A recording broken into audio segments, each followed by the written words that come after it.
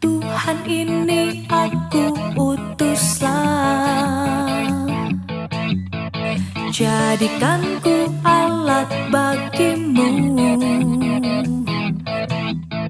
melakukan apapun perintahmu. Shalom sahabat-sahabat kabar baik yang dikasihi Tuhan dimanapun berada. Bertemu kembali dengan saya Pendeta Anakesia. Ya, pertemuan kali ini saya akan berbagi atau kita sama-sama belajar tentang petarung sejati.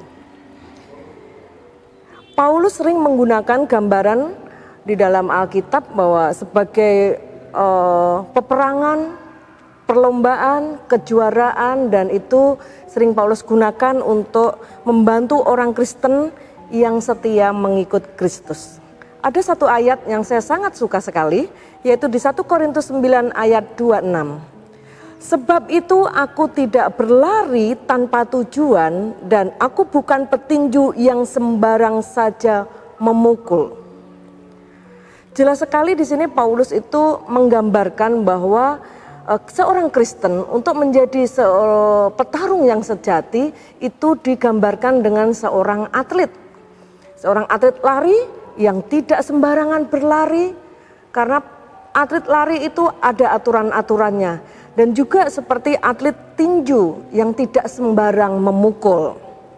Kehidupan kekristenan itu sendiri adalah perlombaan, peperangan dan pertempuran yang sengit, karena pertempuran itu berkecamuk di dalam pikiran kita semua. Bukan pertempuran yang melawan darah dan daging, tetapi pertempuran itu adalah pertempuran bagaimana supaya kita bisa lepas dari dari pikiran yang terbentuk oleh pikiran itu sendiri.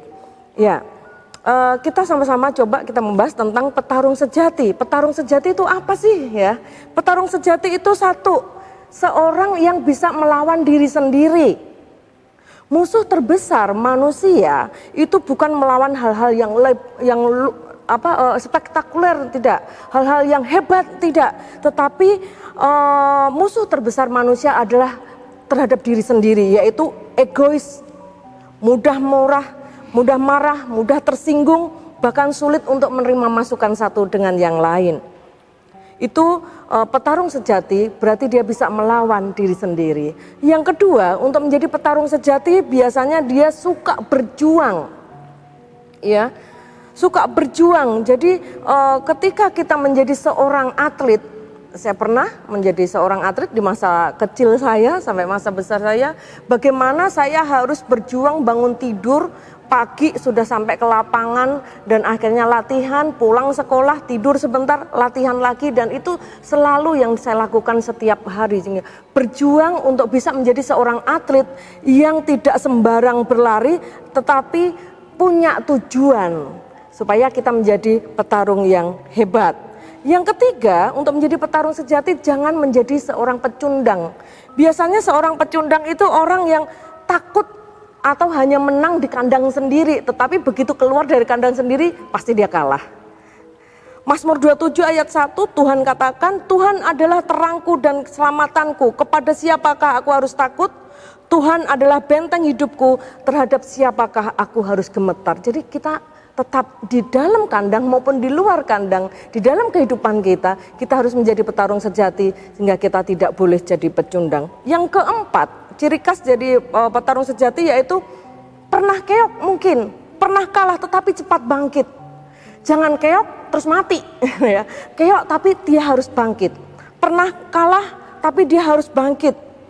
Ulangan 31 ayat 6 di sana mengajarkan, kuatkan dan teguhkan hatimu, janganlah takut dan jangan gemetar karena mereka, sebab Tuhan Allahmu dialah yang berjalan menyertai engkau, ia tidak akan membiarkan engkau dan tidak akan meninggalkan engkau. Jadi jangan takut ya, bangkit dan harus bangkit.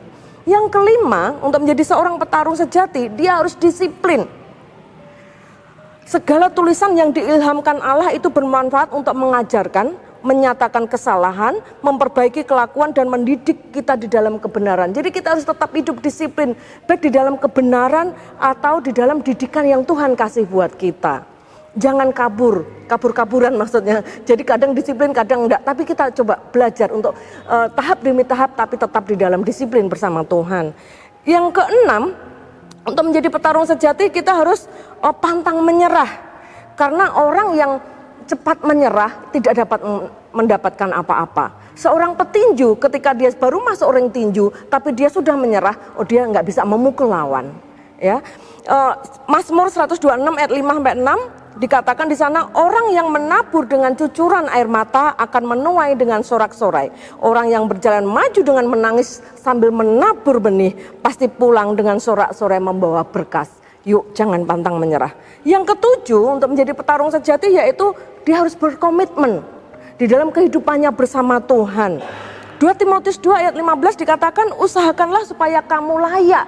Usahakanlah supaya engkau layak di hadapan Allah sebagai seorang pekerja yang tidak usah malu, yang berterus terang memberitakan perkataan kebenaran itu. Jadi setiap kali kita, dimanapun kita berada, itu kita harus berkomitmen terhadap kehidupan kita di dalam Tuhan. Yang terakhir di dalam menjadi petarung sejati itu yaitu harus berani membayar harga. Biasanya kita kita sudah komitmen, kita sudah pantang menyerah, kita pernah kalah tapi kita bangkit. Tetapi kadang kita takut untuk membayar harga di hadapan Tuhan. Matius 16 ayat 24 dikatakan, lalu Yesus berkata kepada murid-muridnya, setiap orang yang mau mengikut aku, ia harus menyangkal dirinya dan memikul salibnya dan mengikut aku. Ketika saya percaya kepada Tuhan dan memutuskan untuk meninggalkan iman saya yang lama, menuju iman saya yang baru yaitu kepada Tuhan Yesus, saya harus kehilangan segalanya. Saya harus kehilangan pekerjaan yang sudah saya raih dengan susah payah. Saya juga harus kehilangan keluarga selama 9 tahun, tapi puji Tuhan ketika saya berani untuk bayar harga, saya mengikut Tuhan. Apa yang terlepas dari saya, Tuhan kembalikan dengan luar biasa. Sahabat, dimanapun kita berada, yuk kita sama-sama untuk menjadi seorang petarung sejati di dalam kebenaran bersama Tuhan. Haleluya, Tuhan memberkati. Tak takut, nyatakan